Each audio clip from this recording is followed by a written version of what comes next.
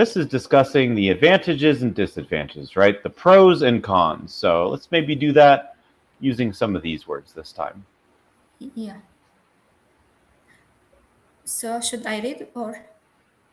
Yeah, I mean, basically, you're just kind of coming up with your own argument. There's nothing to read here.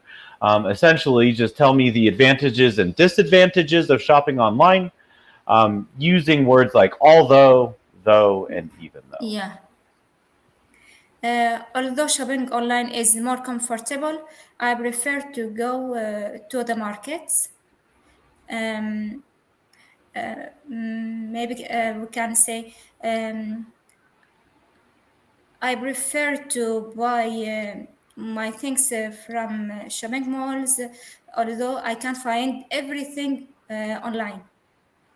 Yeah, very good use. Very good. Yeah. All right. So in America, online shopping has actually caused a lot of physical stores to close. But it's also allowed other businesses like Walmart to even expand and reach a larger audience. So how is online shopping affecting businesses in your country? I think it's good for the economic. Shopping malls is still open, and there are many shops are opening now, and people buy their things from shopping mall also online. There's no problem, especially for women. Women here prefer to go for shopping malls and prefer to buy things online. So there's no problem. There's a balance in this matter. That's good. That's good. You know, anytime there's new technology or, you know, something coming out, it tends to disrupt the current state. And then there can be some fluctuations as that balance is found. Yeah. So it sounds like that's happening. But during coronavirus, it's helps us a lot. Online shopping helps us a lot to buy my things. Most people prefer to order their things to shop online. And because of most stores and shopping malls was closed, so most people was buying their things online. Yeah, most people were. And, you know, not only was that good for us, right, because we had options to buy without going in public, but for the stores too, right? If they didn't have the online side, they probably would have just closed. They would have, Yeah. you know, lost too much money, but they were able to stay open and continue selling products because of the online stores. Yeah. All right, so let's see here. In many places, people can buy everything they need, even groceries and household items online. So they never need to go into a store. Right? This is very convenient for shoppers, but it means shoppers don't see or talk to other people as much. So this is kind of talking about the social aspect, right? You can go to the mall and shop with your friends versus stay at home, do everything from a computer. Do you think that online shopping has an effect on society? Good, bad, neither? What do you think? Yeah, if most people tend to buy their things online, yes, it will affect bad. But as I said, there is a balance. So people can choose who want to go for shopping, to meet people, to have a chat with some people, to get to know new people. They can do that. And people who prefer to stay at home and buy online because they hate crowded places. They don't like to get to know new people. Maybe they prefer to keep themselves to themselves. They can buy their things online. Yeah, So yeah, it depends on I, our choices. I agree with you. You know, individuals, you know, may choose one or the other, you know, take the benefits of both. So overall, I think that, you know, there's not much of a difference for society. But yeah, maybe there are some examples, you know, few and far between where, for example, if someone has a shopping addiction, maybe online shopping might be a constant, challenge for them, right? Not many people have shopping addictions, but some certainly do. So I can see some negatives for individuals, but I think overall for society, most of us are going to pick and choose the benefits of each and, act responsibly, hopefully. Yeah. Yeah. Have you ever made some online purchases and then regretted it later? I didn't catch it. Can you repeat, please? Yeah. Have you ever maybe been up late or, bought something expensive online or something you didn't need and then regretted it? Yeah, it happened. It happens a lot. Sometimes after I buy something, yeah, I found that it's not deserve the same price.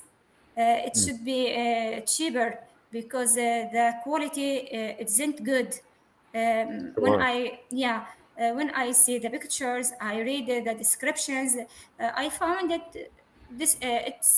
it deserve this price. But after I receive it, I found that no, it's should be cheaper than that price, and sometimes they refuse to refund my money or to return the goods. Yeah. Yeah. Kind of like we talked about earlier, kind of the risk of not getting exactly, what you thought it was, not being able to see it before you buy it. Yeah, There's something we call buyer's remorse. And you can have buyer's remorse in a physical store or online. It's something that usually gets taught in marketing classes.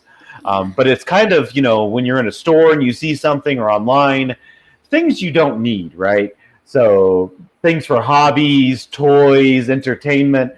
Sometimes you buy something and then kind of right after you pay, you're like, yeah. did I really need that video game or did I really need that toy or whatever it was? So online shopping makes it a little easier sometimes to just click and maybe get those things we don't need quite as Yeah, much. and online shopping cause to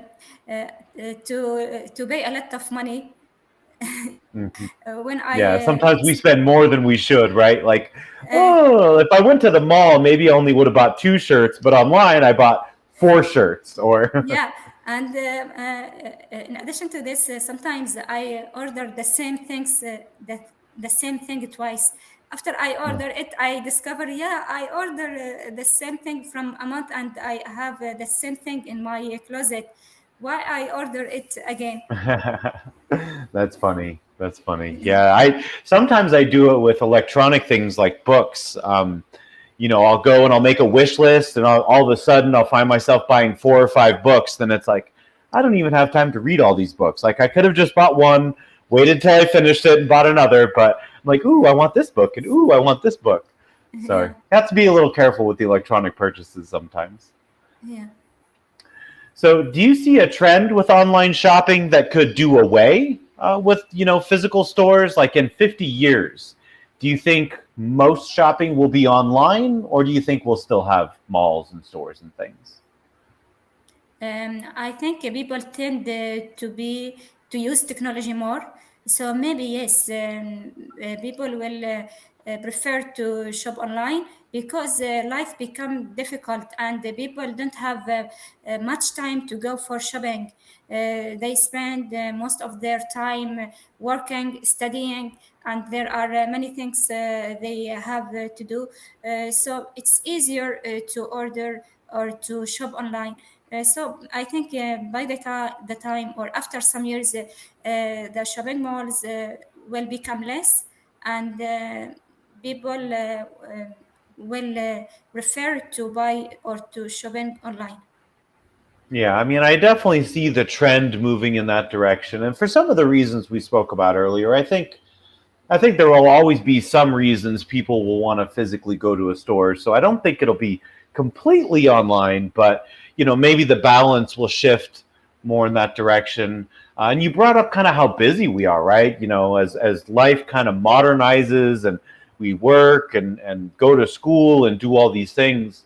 Maybe even certain areas like in the city where people live very busy lives, more online shopping will done, but maybe in rural places or, outside the cities, people have a little more time, maybe they'll still prefer to, go to stores, people who are older and retired. Yeah. So I think there'll always be some reason for stores, but maybe less than today. Yeah. For me, I think traditional shopping, go for markets, go for shopping mall. It's more comfortable and it's more interesting, and it's a chance to go out. Uh, so maybe if I busy, if I don't have enough time, yes, I order online, I shop online. But in general, I prefer to go to the market.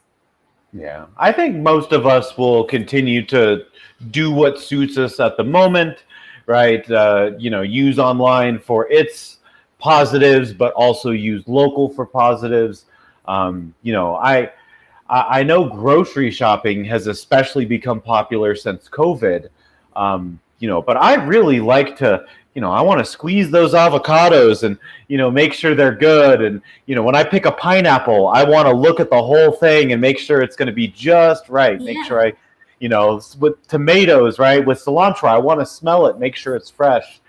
So there's always certain things, especially foodstuffs, that, I enjoy picking it myself. And I like to buy local too. I know I'm supporting the owners of that small, store or market as well. So, Yeah.